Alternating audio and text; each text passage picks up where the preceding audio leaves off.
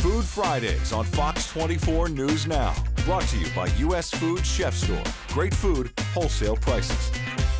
Restaurants around the Lowcountry are slowly reopening, much to the public's glee. One of those establishments, which was forced to close immediately after its soft opening in March, was Sipango. We're so happy to be joined by Brian Fox, executive chef for Sipango, on this week's Food Friday. Now, you were just about a week into serving customers when everything shut down. How did the first week go? First week went fantastic. Well, as good as can be expected opening a brand new restaurant. But that's right, we were open for about 15 days. And after those 15 days, we heeded the warnings and decided to close the restaurant down. Tourists evaporated, diners evaporated, and everyone was a little worried about taking care of themselves first. It was difficult. It was definitely a difficult choice. It was the right choice for me. Absolutely. When did you first start to serve customers once the quarantine rules and regulations started to soften up? So we were shut down for probably a month and a half.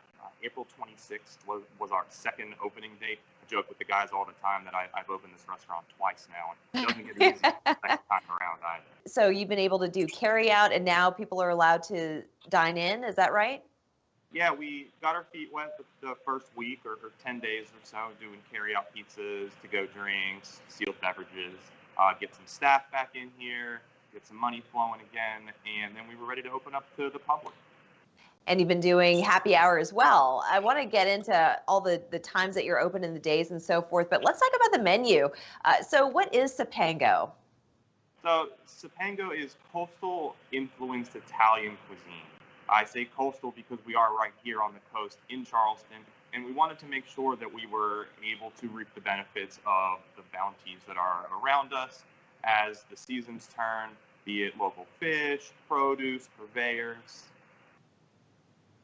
And so can you describe some of your favorite dishes and where the inspiration came from?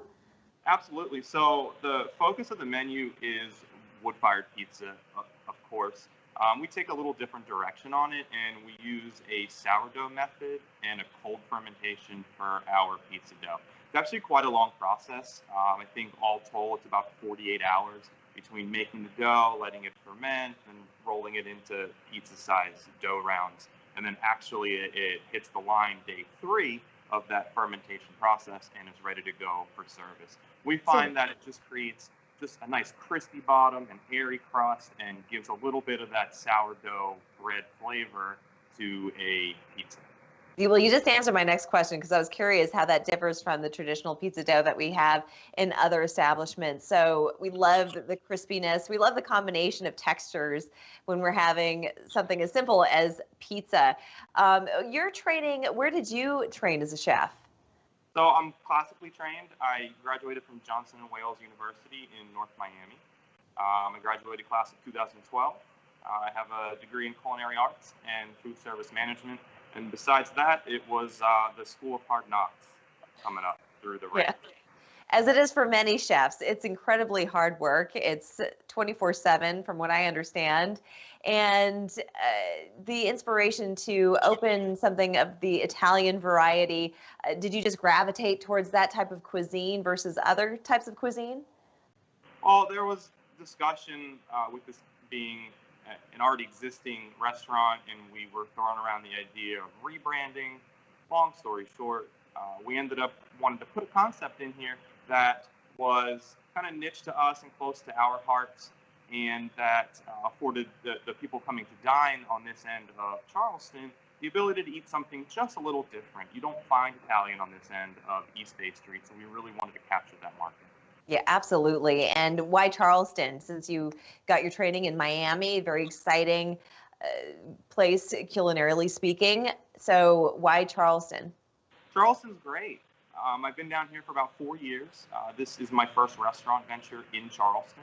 I was the chef at the Citadel, the Military College of South Carolina, and then the Medical University of South Carolina before I decided to take a jump back into restaurants.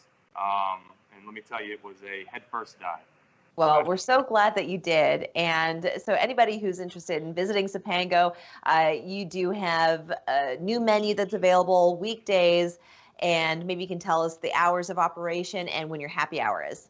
Absolutely. Happy hour, I'll start with that. I think it's the best hour of the day. We operate Monday to Friday, 3 to 6.